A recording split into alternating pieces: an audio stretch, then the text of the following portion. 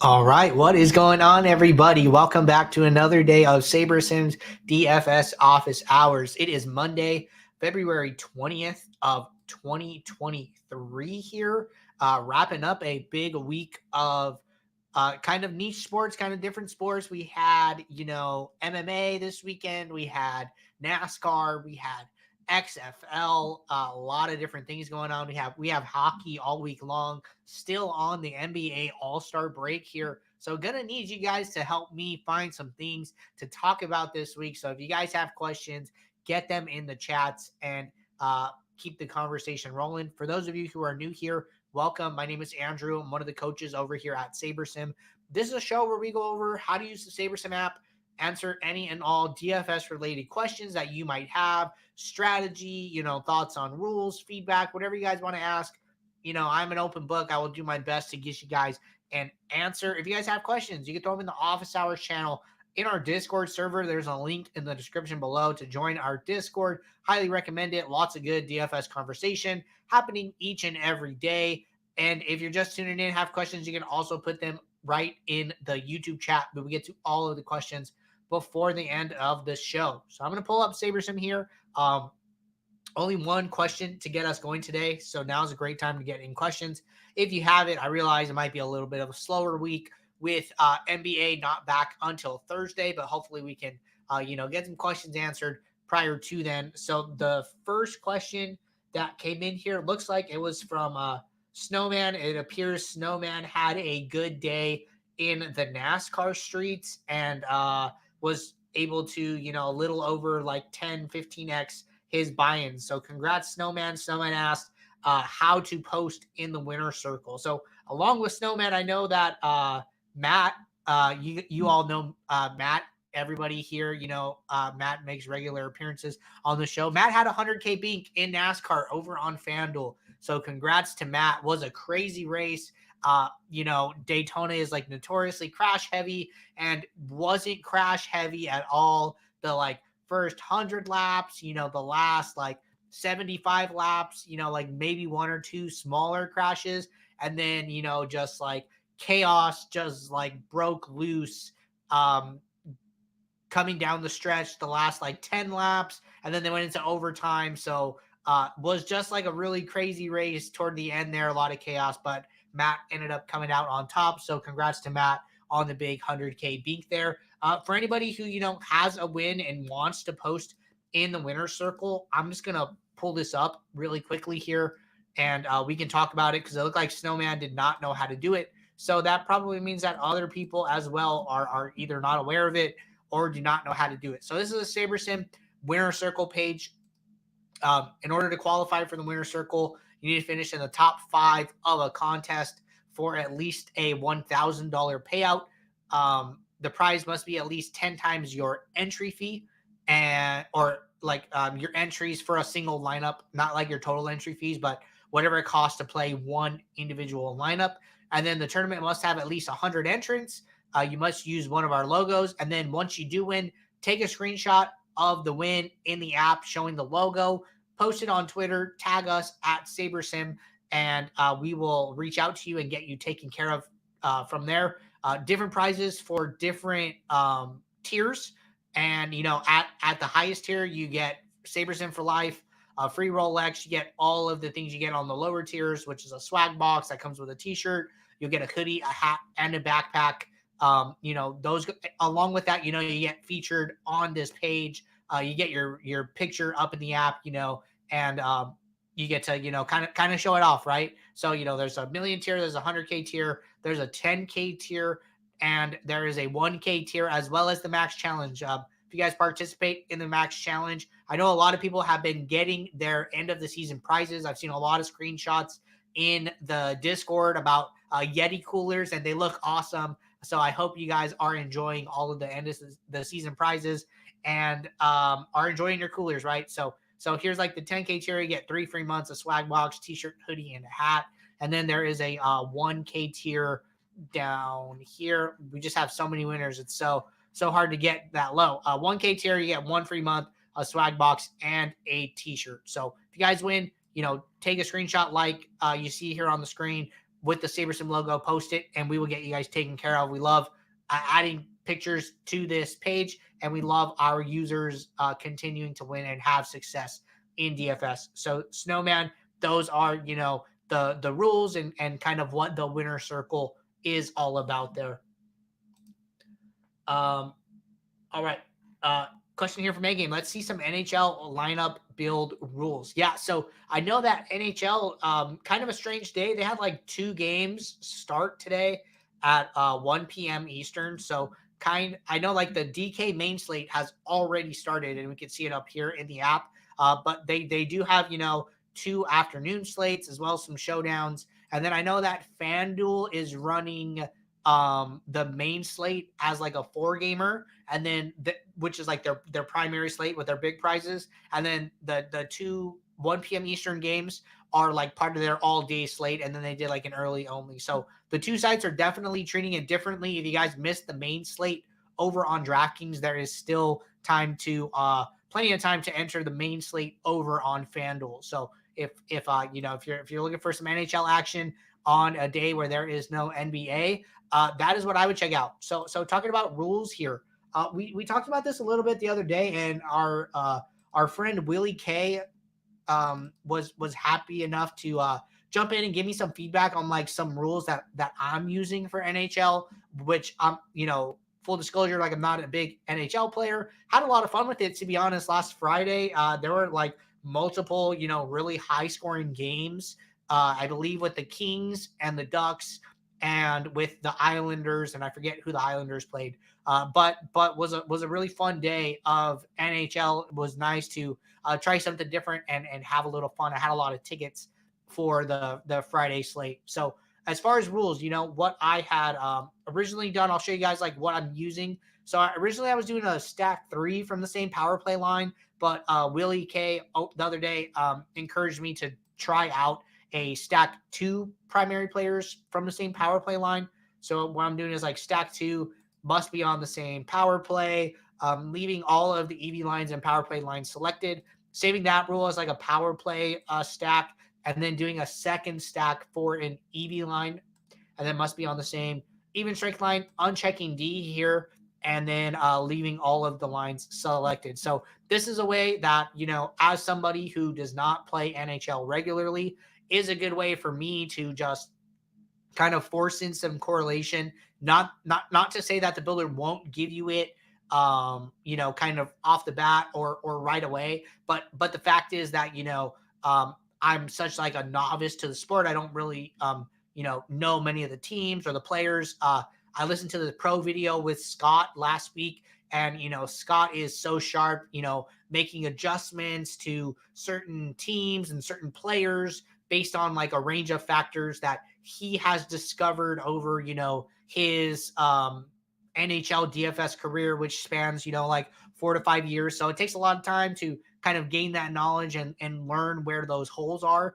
And Scott has that ability. Unfortunately, I don't, right? So, the way Scott kind of plays is like he forces in a rule to nudge the builder in the direction of using 2 players from the same team, or, kind of more as like a guardrail correlation. Unfortunately, I'm not as well versed in being able to do something that minimal and then figuring out where to go from there. So I'm doing something a little more aggressive by forcing in these 2 stacks, but at least I know that, I'll have 1 power play stack, I'll have 1 even strength stack, and then kind of let the builder fill it in from there. So that's how I'm approaching it, on this week of no NBA. But come Thursday, I probably will not be playing much NHL anymore. Maybe moving my action back to NBA.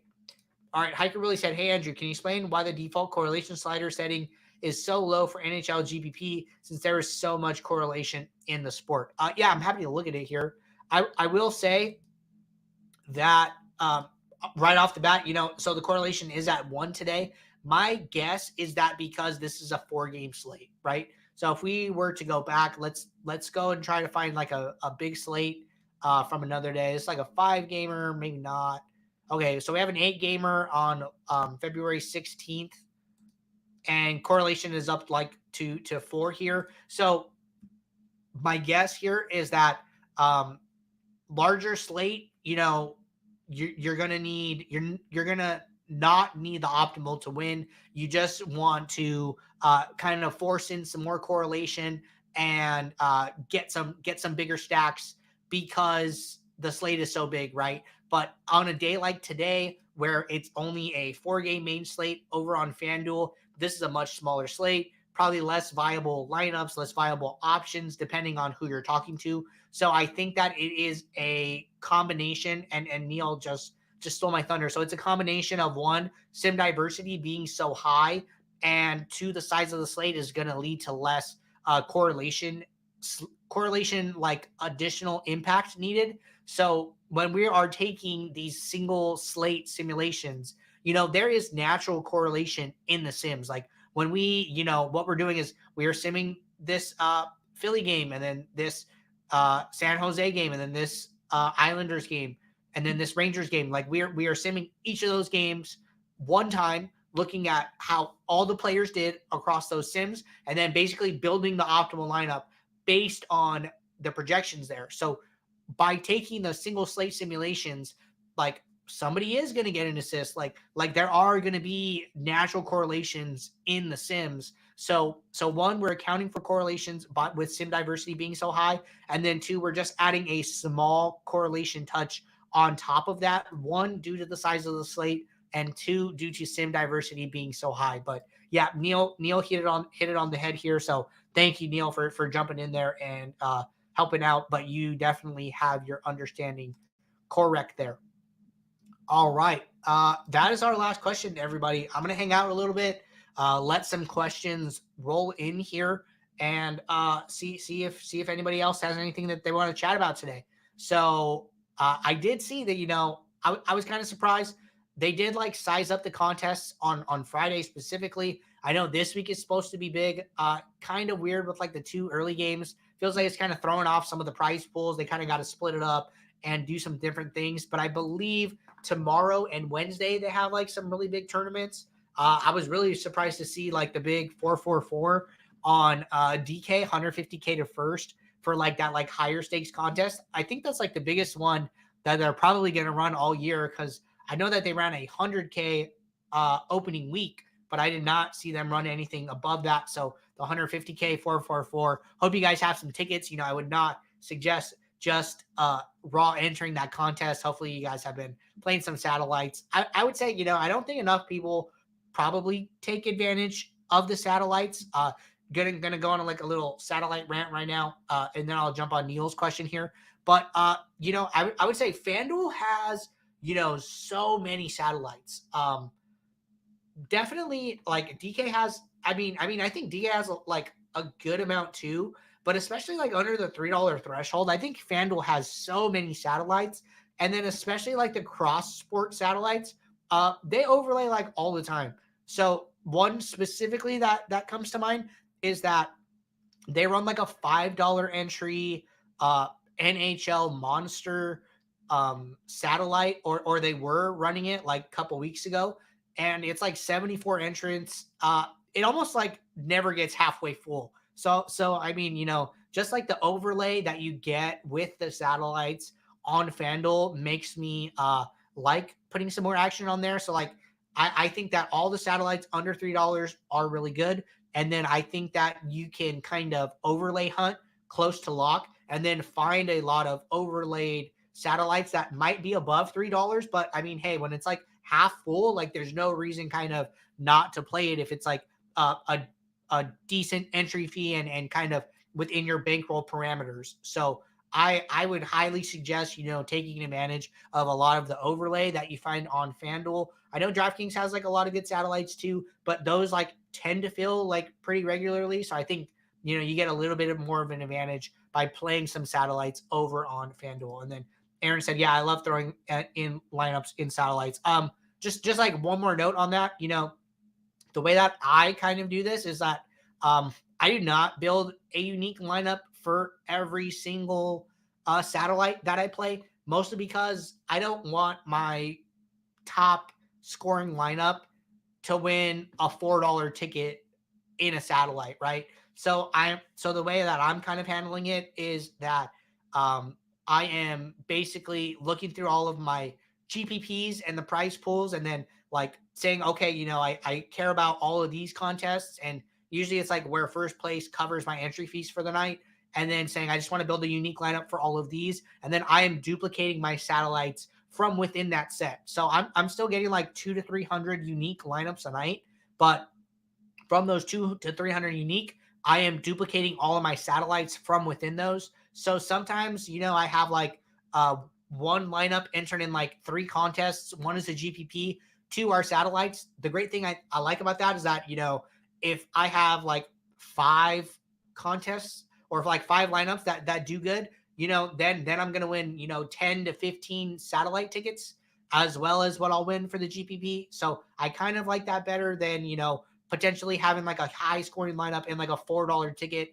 and then missing out on some GPP wins that could grow my bankroll more. So just some thoughts there. Neil said, any updates on the MLB model in the works? I'm so excited for the season. Neil, so I don't think we're just working. I don't think we are ready to kind of talk about that, I guess, just yet.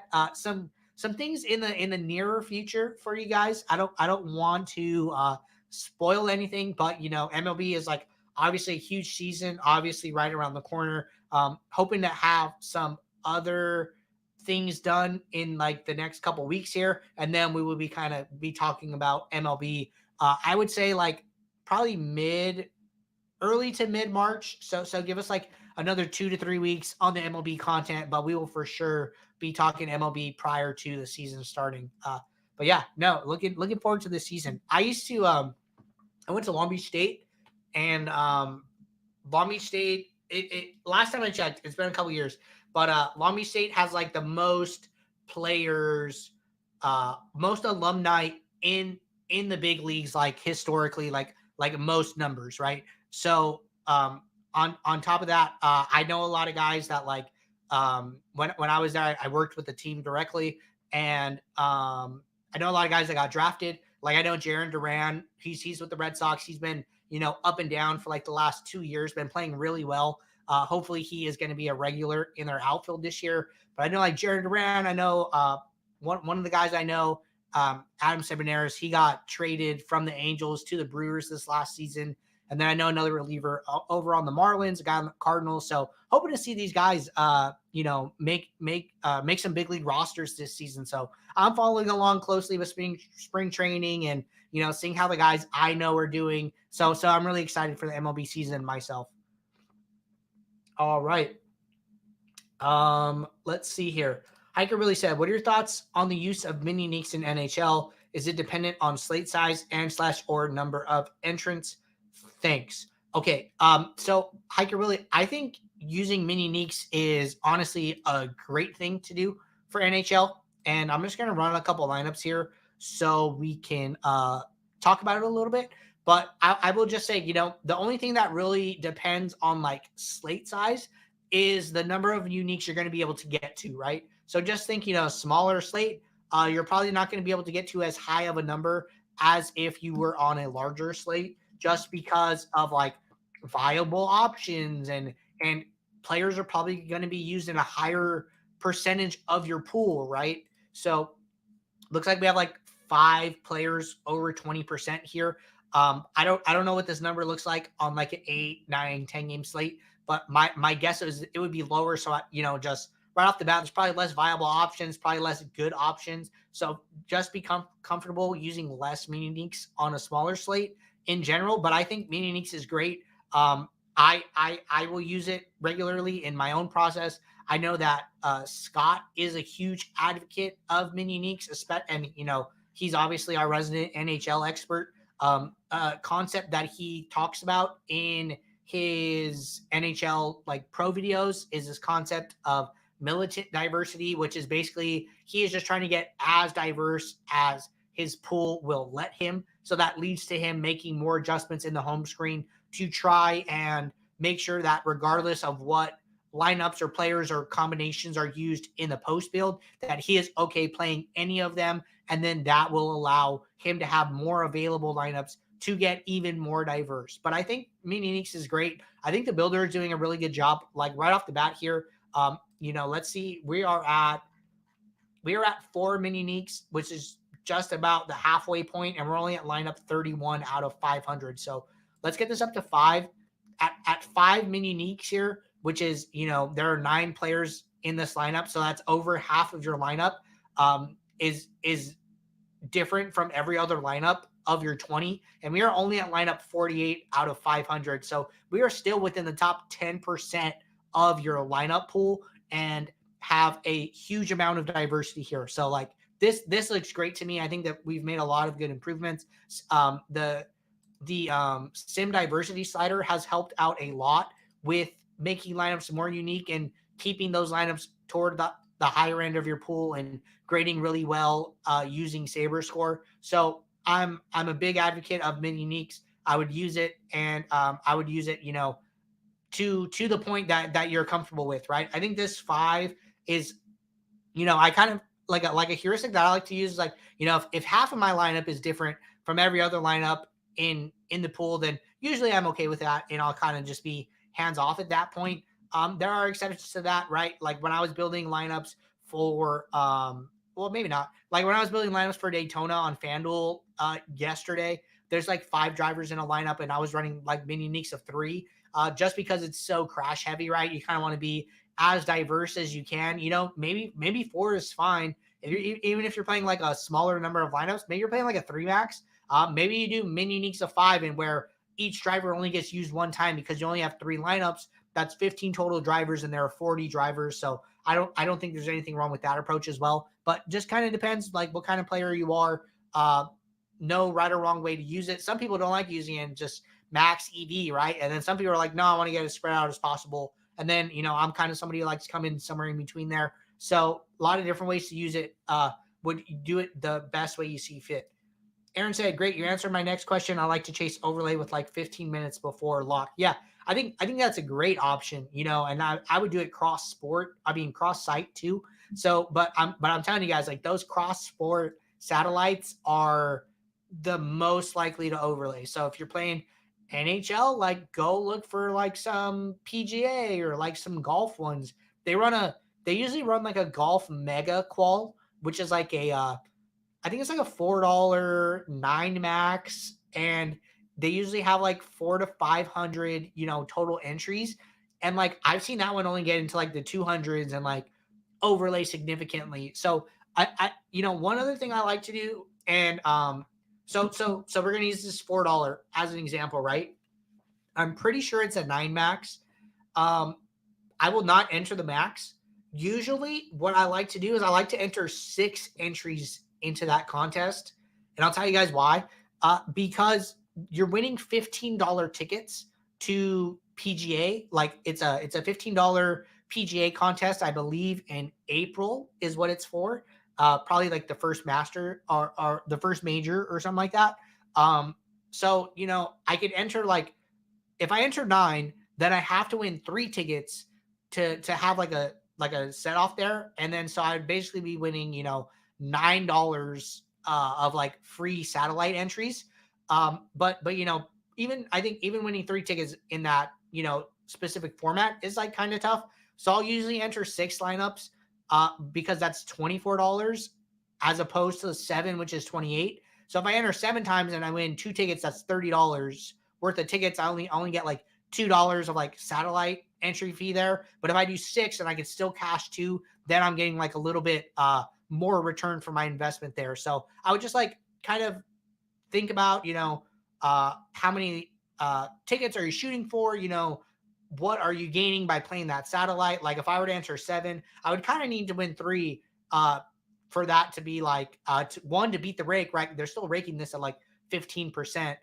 So, one, you still got to beat the rake for that contest. And then 2, you do want to like, not just like, if I just wanted to enter, over a long period of time, I would set money aside and then play it. But no, I'm trying to like, get into these contests at a cheaper dollar value overall. So I would just be like a little aware of what you're entering and what you're getting back, and remember the rake, and then kind of figure out how many entries you want to do into some of those overlay contests. All right. Question for Mate Game. What's a good process for using an average of projection sources? If I use an average of SaberSim in my projections, does it adjust as SaberSim sims come in? Okay, good question here. So I'm on the pro plan here. So I can do all of the aggregation and stuff in the app. And the way that I would do this is, so like, let's say that, you obviously have this SS proj column here, right? And then let's say that, you have another custom projection source where these three guys are hired, you're going to upload it using the upload button or upload CSV, copy and paste, whatever you want to do. And then you're going to upload it. It's going to come into this My Proj column. You go over here to save. You go to save projections. I'm just going to use this mock. So I'm going to hit save, right?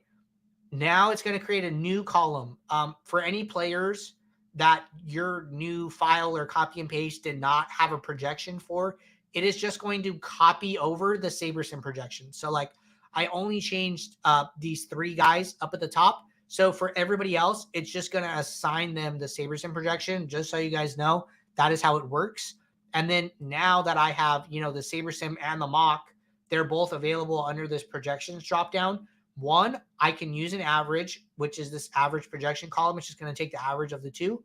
And then if I want to make that my projection source, it's not going to change automatically. So if we were to build at this exact moment, because this box over here says SaberSim/SaberSim, this means that you are using the SaberSim projections in your My Projection column to build your lineups. So if you want to change it to, your custom projections, make sure it says mock here, and then your mock column will go into the My Projection column. Or if you want to use the average, change it to average. Or if you want to do a weighted average, right? You just got to name this. I'm just going to name it mock 1 here. And then if I want to do like 75 SaberSim, 25% my second source, and then hit apply. Now I have a weighted average, going to create a fourth column, and then going to move those into the My Projection column to build your lineups. So that is like 1, how you upload custom projections. 2, how you save custom projections. 3, how you adjust the projection source that you're using, how you average, and how you do weighted averages. It works the exact same way for ownership. If you upload ownership, it'll go into the My Own column. You could save it, rename it, average it, weighted average it, whatever you want. But just remember, whatever is chosen under this projection ownership dropdown is going to be whatever is put in the My Projection and My Own columns. And then that is what will be built, what will be used to ultimately build your lineups. But A-Game, let me know if that makes sense to you, if it doesn't make sense to you, and if you have any more follow-up questions there. All right. Just looking here. I saw XFL had a really good kind of opening weekend. I heard that, they filled the big contest. They didn't have issues with ownership being like exposed prior to lock. I saw that there was like decent, injury reporting. So seems like a big win for XFL there.